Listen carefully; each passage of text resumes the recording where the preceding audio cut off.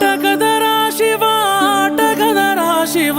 ఏమని పాడను పాటగదరా శివ ఆటగదరా శివ ఆటగదరా శివ ఏమని పాడను పాటగదరా శివ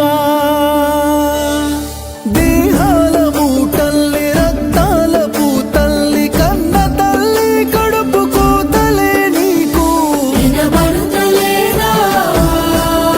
నీకు కనబడుతలేదా వినబడుతలేదా నీకు కనబడుతలేదా శివరాత్రి నీ పూజకై మేము ఉపవాసముంటాములే ఎందుకో యములాడ రాజన్నకే